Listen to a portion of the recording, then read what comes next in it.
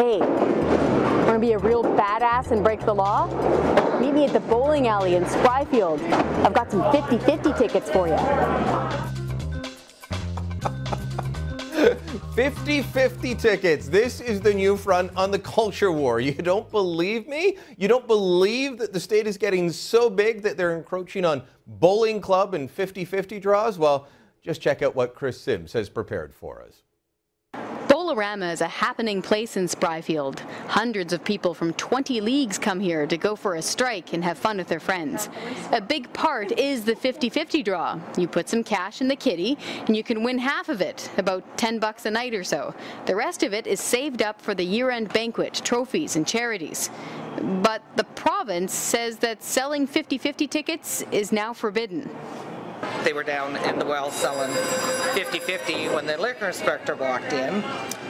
He proceeded down and started telling them that it was against the law to sell 50-50 and asked them to stop selling the 50-50. They asked why they sold 50-50. Well, they use it towards their banquets, prizes, gift prizes and whatever. A lot of leagues donate to charities at Christmas time and everything else, like Salvation Army. And they said it was personal gain and it's not a charity, so no, you cannot sell 50-50. Well, yes, it affects me, big time because, I start losing my business, my customers, I'm pretty well out of business. Charlie Norman, a longtime bowler here, says enough is enough. Everybody's doing it. Curling clubs, I bet the curling clubs do it. Pool leagues, skating rinks, hockey games, you see it all in hockey games. You can't go to a hockey game without seeing somebody selling 50-50s, but they're not doing it anymore. They're not allowed to do it down in Legion anymore, so they're taking it away from everybody. How does that make you feel? Politely? No, not politely. How does it make you feel? Pissed off. Pissed off. That's polite. That's as polite as I'm going to be. So how much big money are we talking about here? How much money winds up in the coffer? Maybe $20 a week. $20 a week? Yeah, $20 a week. Well, you're going to need a permit to breathe pretty soon. People like Charlie Norman and his friends say they just want to be left alone, and they're hoping the government re-racks its policy. Can't believe that policy even exists. Chris Sims joins us now from the Halifax legislature. Chris, obviously somebody in the government must have heard of this insanity by now. Are they going to change the policy? Is this just one bureaucrat stepping out too far? We haven't heard anything definitive yet, Brian.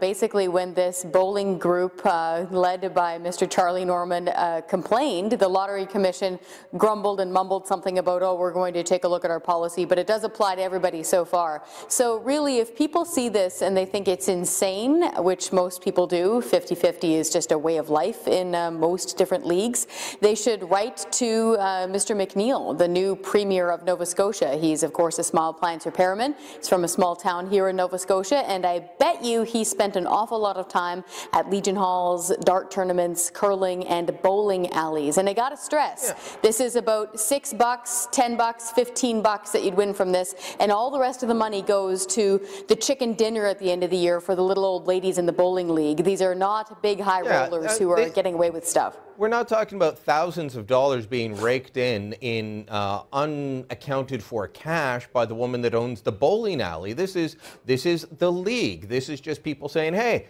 throw some money in the hat. Let's have a draw. When did we get to the point that the government decides if we can do that? When did they get so involved in our lives, Chris, that they're regulating a 50-50 draw like this?